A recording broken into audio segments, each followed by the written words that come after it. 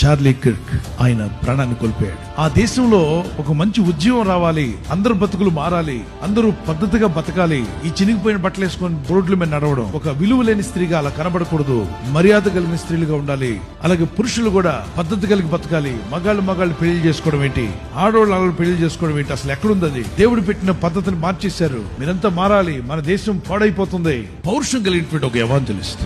అతన్ని చాలా మంది భయపెట్టారు, నేను చంపుతామన్నారు. దేనికి భయపడు? ఏదో ఒక రోజు చావు వస్తుంది. చావుకు భయపడే రకం కాదు, సింహంగానే ప్రసంగాలు చేశాడు. అన్ని వేల మందిలో దేవుని మాటలు చెప్తూనే ఉన్నాడు. ఒకవైపున దేశం కొరకు పోరాడుతున్నాడు, మరొక వైపున దేవుని సత్యం కొరకు పోరాడుతున్నాడు. ముష్కరులు గురిపెట్టి అతని మీద తూటాలు గన్ షాట్ చేశారు. అక్కడికక్కడే మరణించాడు. కానీ అతను మాట్లాడిన మాటలు ఇప్పుడు ప్రపంచాంతా రీచ్ అయిపోతున్నాయి. ప్రతి ఒక్కరు అవి చూస్తున్నారు. Some people think that Charlie Kirk is gone. No, he is there in every heart. కొంతమంది అనుకుంటారు చార్లీ కిర్క్ అనే వ్యక్తి ఇక లేడి వెళ్ళిపోయాడు అనుకుంటారు. లేదు, ప్రతి ఒక్క హృదయంలో కూడా ఆయన ఉంటాడు. His spirit is with the Lord. ఆయన ఆత్మ ప్రభు వద్ద ఉన్నది. That's why Jesus said, don't be afraid of people. దేహమును చంపవారికి భయపడొద్దు అన్నాడు. శరీరాన్ని మాత్రమే చేయగలరు, కానీ ఆత్మని ఏమి చేయలేరు. అలాంటి వరకు మీరు భయపడనక్కర్లా. Real life of human being starts after the death. మానవుని నిజ జీవితము మరణము తర్వాత ప్రారంభమవుతుంది. So if anybody kills someone, they will face judgment of God. The wrath of God will come upon them. But the person who was killed because of his faith, his spirit reached the paradise and being with the Lord. ఒకవేళ ఎవరైనా విశ్వాసమును బట్టి ఒక వ్యక్తిని చంపినట్లయితే చంపినటువంటి వ్యక్తి పైన దేవుని ఉగ్రత, కోపము, శిక్ష వస్తుంది.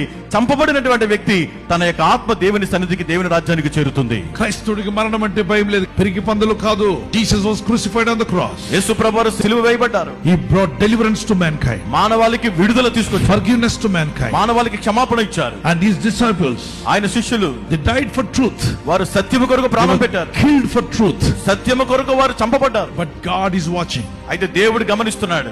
Nobody can escape God's judgment. దేవుడు చూస్తున్నాడు. దేవుని తీర్పు నుండి ఎవ్వరూ తప్పించుకోలేరు. Every killer has to face the judgment. ప్రతి హంతకుడు చంపిన ప్రతి ఒక్కరు కూడా తీర్పులో నిలబడాలి. క్రైస్తవుని మరణము అంతము కాదు, అది జీవం. సజీవంగా వాళ్ళు ఉంటారు, సజీవులుగా నిలిచిపోతారు.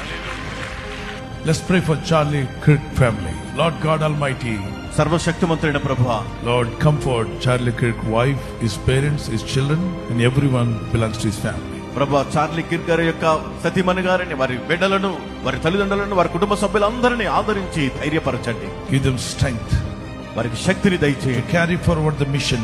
Bless them, Lord. Provide all their needs. In Jesus' mighty name I pray. ఆ పరిచర్యను ముందుకు కొనసాగించే నీ కృపను అనుగ్రహించి వారిని ఆశీర్వదించి వారి ప్రతి అక్కర తీర్చమని యేసు నామములో ప్రార్థించి అడుగుచున్నాము తండ్రి. Amen. ఆమేన్.